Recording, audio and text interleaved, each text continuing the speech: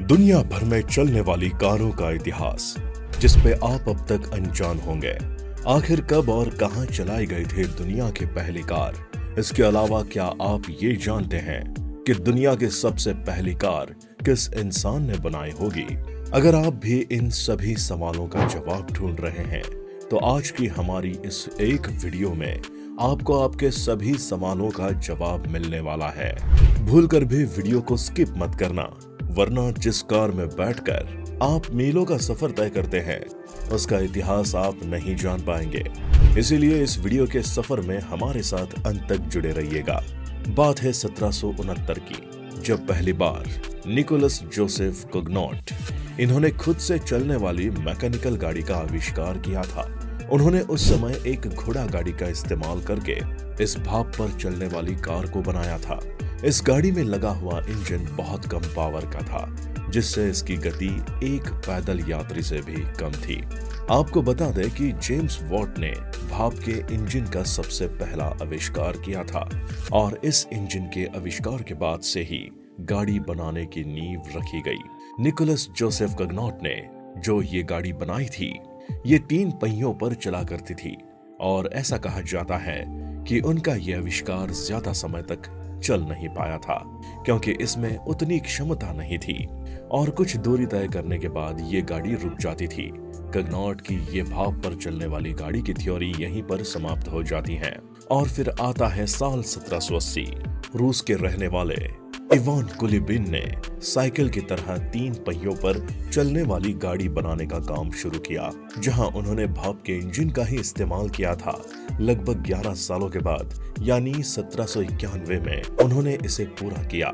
इस गाड़ी की कुछ विशेषताएं ऐसी थी जो आपको आज के समय में चलने वाली गाड़ियों की याद दिला देगी। वैन कुलिबिन की इस गाड़ी में गियर बॉक्स से लेकर फ्लाईव्हील और बेयरिंग तक शामिल थी।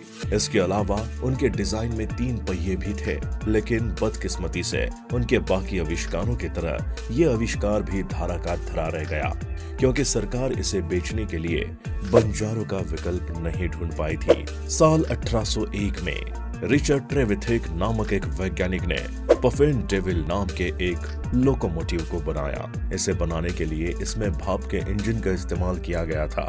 इसे देखकर लगता था कि ये किसी ट्रेन की तरह है, लेकिन इसमें दिक्कत ये थी कि ये काफी लंबे समय तक स्टीम प्रेशर को बनाकर नहीं रख पाता था, और फिर ये आविष्कार भी ज्यादा सफलता की ओर नहीं बढ़ पाया।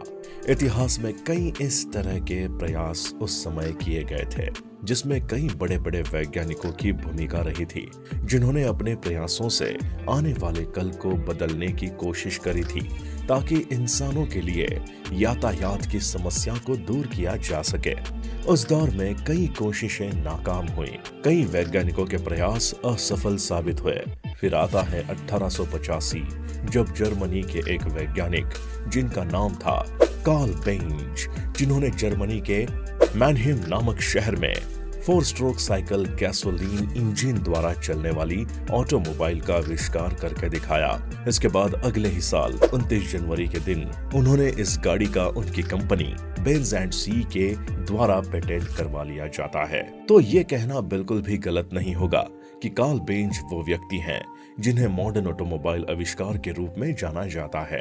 1888 में उन्होंने अपनी बनाई गई गाड़ियों को बाजार में उतारना शुरू किया।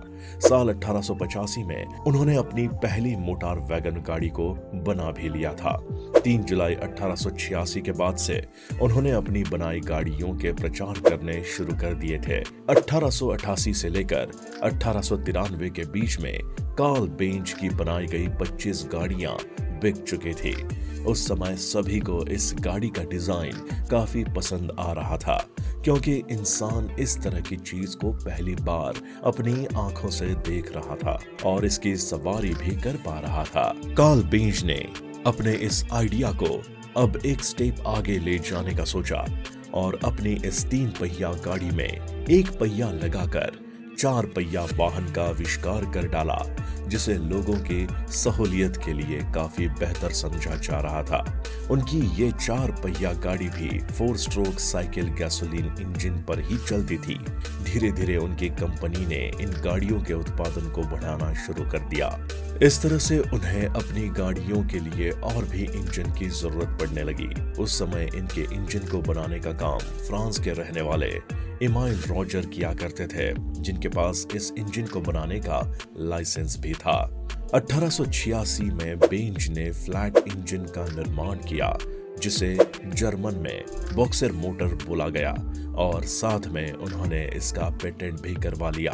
19वीं सदी के खत्म होते होते यानी कि 1899 के दौरान बेंज की कंपनी द्वारा 572 गाड़ियों का उत्पादन हो चुका था, और इस तरह से उनकी ये कंपनी जॉइंट स्टॉक कंपनी बनी।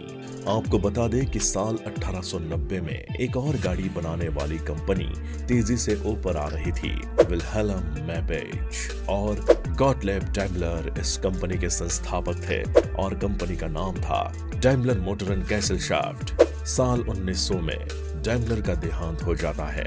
डैimler के जाने के बाद भी विलियम मायबाच ने गाड़ी बनाने के इस काम को जारी रखा।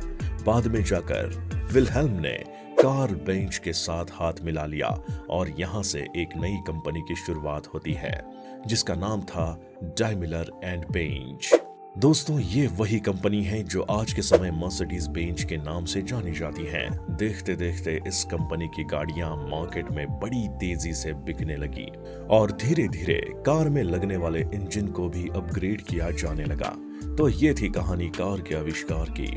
आज आप शायद पहली बार कार के इतिहास के बारे में जान रहे होंगे, लेकिन दोस्तों, क्या आप ये जानते हैं कि हमारे भारत देश में सबसे पहली गाड़ी कब चली थी और इसके मालिक का क्या नाम था? तो दोस्तों, भारत में सबसे पहली गाड़ी 1897 में कोलकाता में चली थी, और ये कार क्रम्पटन ग्रीव्स के मालिक मिस्टर फ्रोस्टर की थी, और यही थे भारत में चलने वाले सबसे पहले गाड़ी के मालिक। इसके बाद 1898 में इस तरह की 4 कार्स मुंबई में लाई गई, और इनमें से एक कार जमशेद जी टाटा की थी। कहा जाता है कि उस जमाने में अपने पास कार रखना एक शौक हुआ करता था।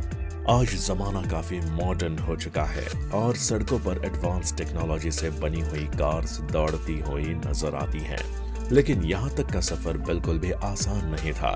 न जाने कितने वैज्ञानिकों की मेहनत और लगन की बदौलत आज इंसान 4 पहिया वाहन की सवारी कर पा रहा है।